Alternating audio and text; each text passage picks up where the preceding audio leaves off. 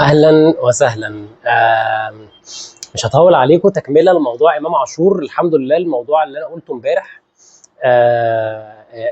بعد ما قلته لقيت ان الموضوع بعدها بساعتين طلعت الناس كلها اتكلمت فيه، وطلعت المواقع كلها بدات تتكلم عن الموضوع. الحاجات اللي انا بطلع اقولها وخصوصا عن النادي الاهلي، انا ببقى واثق فيها كاني انا قاعد، يعني نفس الثقه اللي انا قاعد دلوقتي بصور حاجه.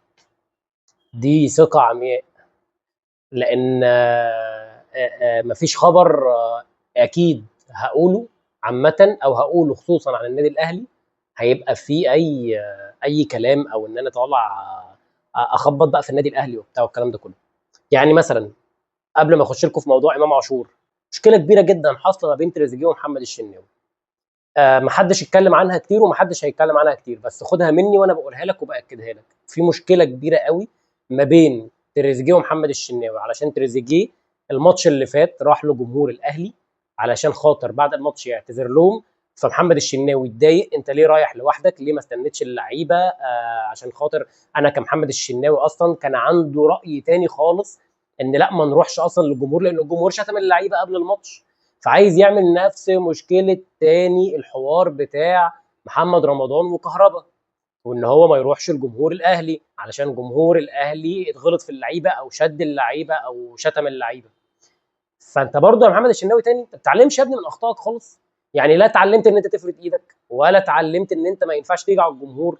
يا ابني ما ينفعش، يا ابني ما ينفعش. وبعدين دي مشكله ما بين محمود تريزيجيه وما بين الجمهور. ليه ما بين تريزيجيه والجمهور؟ لان تريزيجيه عمل حركه ما كانش ينفع يعملها للجمهور الماتش اللي قبله، فهو رايح يعتذر عن الحركه دي. هو مش رايح يحتفل معاهم ان هو كسب الماتش، هو رايح يعتذر على الحركه دي ويراضي الجمهور. فدي حاجه ما بينه وما بين الجمهور.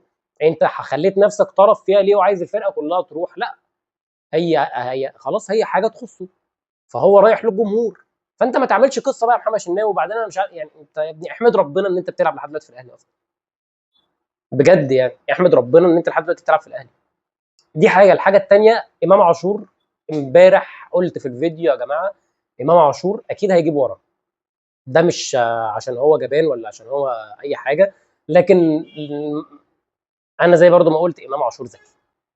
امام عاشور عارف ان هو لو اتقفل في وشه باب النادي الاهلي فهو كده ما بقاش عنده اي فرصه ان هو يلعب في مصر في اي نادي. حلو مبدئيا. ومحدش يقول لي بيراميدز، علشان برضو في الاول وفي الاخر بيراميدز نادي غير جماهيري. امام عاشور عايز نادي جماهيري. امام عاشور مش عايز يحترف، مش عايز يسيب مصر. فالموضوع كله في الحتت دي كان لازم امام عاشور يختار صح. وهو اختار ايه؟ وكلم ادم وطني وقال له نهدي الدنيا شويه، ما نتكلمش عن اي حاجه خالص تاني. وكلم احمد يحيى وقال له لو سمحت بلغ كابتن وليد صلاح الدين ان انا مكمل مع النادي الاهلي، مش هجيب عروض في يناير وهمشي، انا مكمل عادي مع النادي الاهلي. انا كل اللي مضايقني ايه بقى اللي حصل؟ ان كان بعد ماتشات كاس العالم للانديه، لما لعيبه الاهلي رجعت هنا مصر وراحوا لعبوا ماتشات وديه، المهم الفتره دي كانت المفروض اللعيبه بتاخد اللي هم ال 25% من قيمه العقد بتاعهم. فالفتره دي كان محمد يوسف موجود واتكلم مع امام عاشور، وامام عاشور اتكلم معاه وقال له هنمد العقد.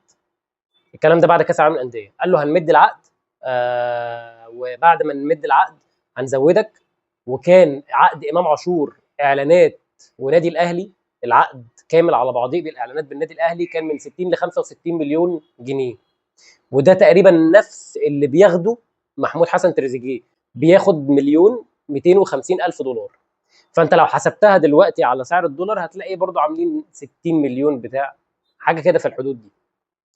فانت الموضوع كله بالنسبه لك دلوقتي في ايه؟ في ان امام عاشور مكمل، مكمل. بس امام عاشور عايز يكمل بالعقد اللي هو اتفق عليه مع محمد يوسف، لان امام عاشور على اساس العقد اللي هو اللي اتوعد بيه واللي هو مضاه. ودي معلومه مهمه، مضاه، مضى عقد اصلا مع الاهلي مكتوب فيه ان هو هياخد 65 مليون بالاعلانات.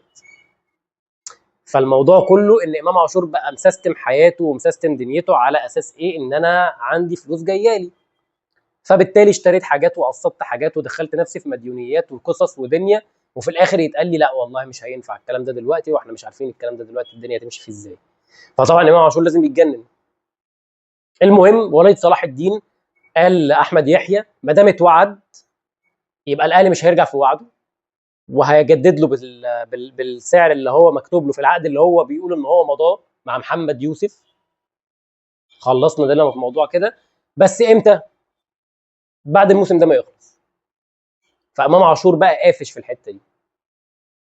طب ايه الحل التاني يا كابتن وليد لو ده مش هينفع؟ والله الحل التاني ان انا ممكن لو النتائج اتظبطت والدنيا ترجع وامام عاشور يرجع لمستواه ويرجع يلعب تاني، ابتدي ان انا احطه في نص الموسم في اعلانات او اي حاجه تيجي، حتى لو امام عاشور مش موجود في خطتي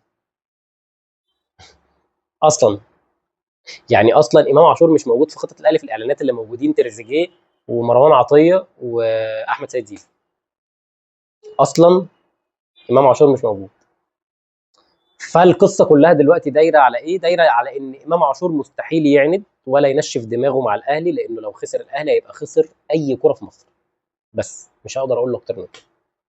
اتمنى ان الفيديو يكون عجبكم، عرفتوا بقيه الموضوع بتاع امام عاشور. لسه في تكمله للموضوع، واول ما يبقى في اخبار جديده اكيد هطلع اقولها على طول.